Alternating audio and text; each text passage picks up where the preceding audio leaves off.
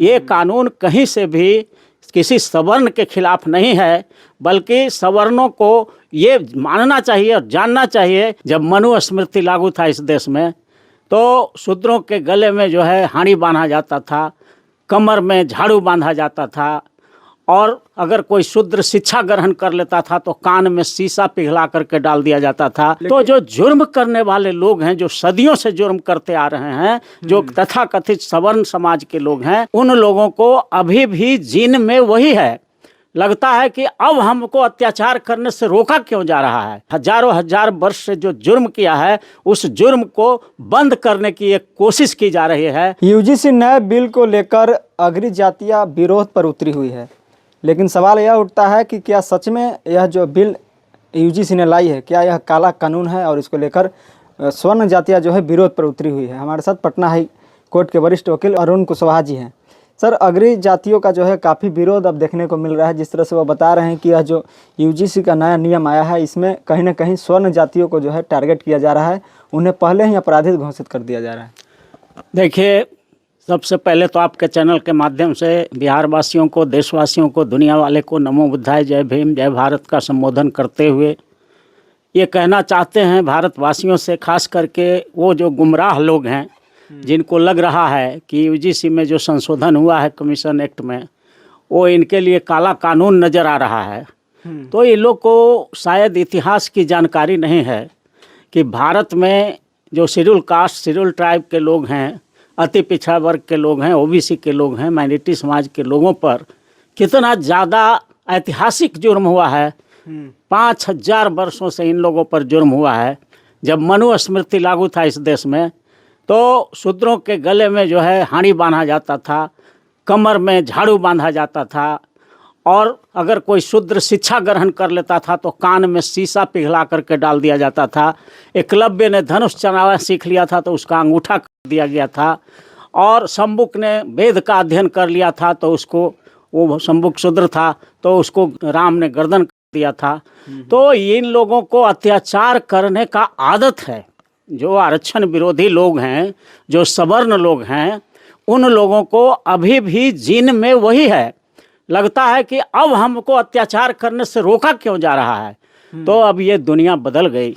अब जो है 21वीं सदी चल रहा है, और 21वीं सदी में अब जो है जुर्म की दुनिया खत्म होगी, और समानता, बंधुत्व, और जो भारत के संविधान में इक्वालिटी है, इक्वालिटी बिफोर लॉ है, इक्वल प्रोटेक्शन ऑफ लॉ है, और सभी देश के हर नागरिक कानून के समक्ष बराबर हैं, और देश के हर नागरिक, वो राष्ट्रपति हो, प्रधानमंत्री हो, चीफ जस्टिस ऑफ इंडिया हो, या एक मेहतर का संतान हो, एक झाड़ू देने वाली की संतान हो, सबको इस लोकतंत्र में इक्वल माना गया है कानून के सामने, और सभी को सरकार चुनने का एक ही वोट का अधिकार दिया गया है।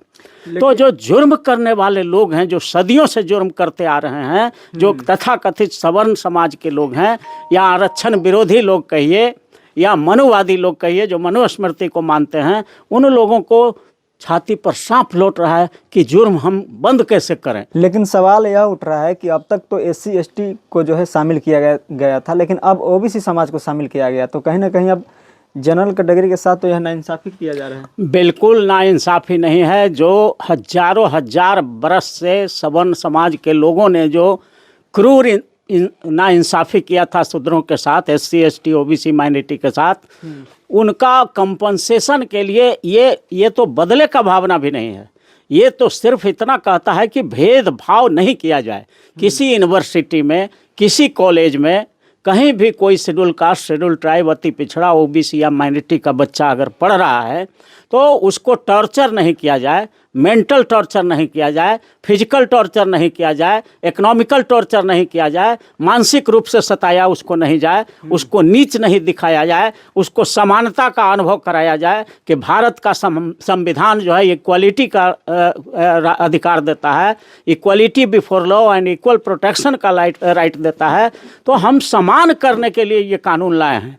ये कानून कहीं से भी किसी सवर्ण के खिलाफ नहीं है, बल्कि सवर्णों को ये मानना चाहिए और जानना चाहिए कि उन लोगों ने जो इतने दूर हजारों हजार वर्ष से जो जुर्म किया है, उस जुर्म को बंद करने की एक कोशिश की जा रही है। ये तो पहले ही आज़ादी के समय ही इस तरह के जुर्म बंद हो जाने चाहिए थे। अगर वैसा जुर्म बंद हो जाता, ये कानून अगर पहले आ गया होता, तो राहुल वेमुला ने जो आत्महत्या किया या उसकी हत्या की गई वहाँ छात्र, होनहार छात्र, वैसे हजारों हमारे छात्र हैं जो टॉर्चर सह करके, मेंटल, फिजिकल, इकोनॉमिकल टॉर्चर सह करके वो या तो पढ़ाई छोड़ देते हैं या आत्महत्या कर लेते हैं या पढ़ाई छोड़ने पर मजबूर होते हैं। तो इस तरह का कानून जो लाया गया है यूजीसी एक्ट कमीशन में, इसमें जो सुधार किया गया है कि किसी तरह का कोई मानसिक प्रताड़ना, सामाजिक प्रताड़ना, आर्थिक प्रताड़ना, किसी तरह से इकोनॉमिक प्रताड़ना किसी SC ST OBC को नहीं किया जाए। तो इसमें गलत क्या है? अगर जो सामंतवादी लोग चाहते हैं कि नहीं हम करेंगे, तो ये कानून अब खड़ा हो गया, अब उनको सज़ा तुरंत मिलेगी, इसलिए ये भेदभाव बंद होगा इससे। लेकिन इसी सुधार में सर 2012 के नियम में जब था कि SC ST के लोग अगर मुकदमा करते हैं, कंप्लेन करते हैं, लेकिन उनका अगर मुकदमा अगर फर्जी निकलता है तो उनके ऊपर जुर्माना का प्रावधान था। लेकिन अब जो ये नया नियम आया है कि अब SC ST OBC के समाज के ऊपर अगर भेदभाव होती है, अगर वो कंप्लेन करते हैं, उनकी मुकदमा अगर फर्जी निकलती है, तो अब उनके ऊपर कोई जुर्माना का प्रावधान नहीं है। देखिए, इसके लिए कानून पहले से ही बना हुआ है, IPC में बना हुआ प्रोविजन सेक्शन 211 है IPC का, कि झूठा मुकदमा करता है कोई तो उस पर उल्टा केस चलता है। तो ऑलरेडी जो कानून बना हुआ है उसके लिए फिर एक ही काम के लिए कितना कानून बनाएंगे?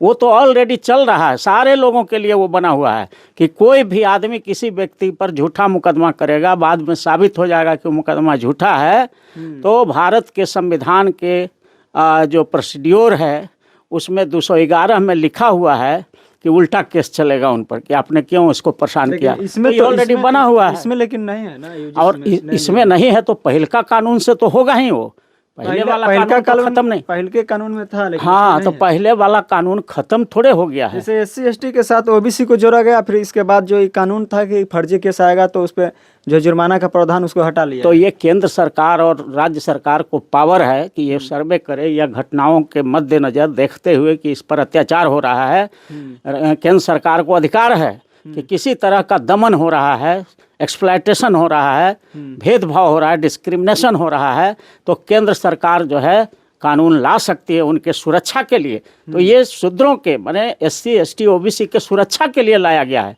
न कि सवर्णों को सताने के लिए लाया गया है। एक कवच है कि ताकि इन लोगों पर इस तरह का जो जुर्म हो रहा था हजारों वर्ष से वो बंद हो और सब अब खुली आज़ादी के आज़ाद देश में खुला सांस ले सके सब, और सबको लगे कि ये कॉलेज, ये यूनिवर्सिटी हमारा है, हमारे पूर्वजों ने बनाया है और हमारे लिए है। तो लोकतंत्र का परिभाषा भी यही है कि लोकतंत्र जनता का होता है, जनता के द्वारा होता है और जनता के लिए होता है। तो इसमें क्या गड़बड़ है? कोई गड़बड़ी नहीं है। ये कानून बहुत ही सही कानून बनाया गया है। संस्थानों में समानता लाने के लिए यह कानून बिल्कुल सही है। बिल्कुल सही है, और ऐसे कानून लाए ही जाने चाहिए। जहाँ कहीं भी जुर्म होता है तो जुर्म को रोकने के लिए कानून बनाए जाते हैं, यही इतिहास रहा है। और इसमें अगर किया गया है जुर्म को रोकने के लिए, भेदभाव रोकने के लिए, तो कहीं से गलत नहीं है। इसके लिए कानून बनाने वाले को हम लोग बधाई देते हैं, साधुवाद देते हैं। चलिए, बहुत बहुत धन्यवाद सर। तो हमारे साथ पटना हाईकोर्ट के वरिष्ठ वकील अरुण कुशवाहा जी थे। जिस तरह से UGC के नए बिल आए हैं उसको लेकर इन्होंने साफ तौर पे बताया है कि यह बिल जो है और पहले ही आ जानी चाहिए थी। जिस तरह से SC ST OBC समाज के लोग हजारों वर्षों से जो शोषण अत्याचार सहा है, उसको देखकर सुप्रीम कोर्ट हो या उसके तहत जितने भी अगर नियम बने हैं UGC के, इसका जो है स्वागत करते हैं। बाकी इस पूरी बातचीत पर आपकी क्या राय है कमेंट कीजिए और देखते रहिए द एक्टिविस्ट। मैं उनको बहुत बहुत धन्यवाद।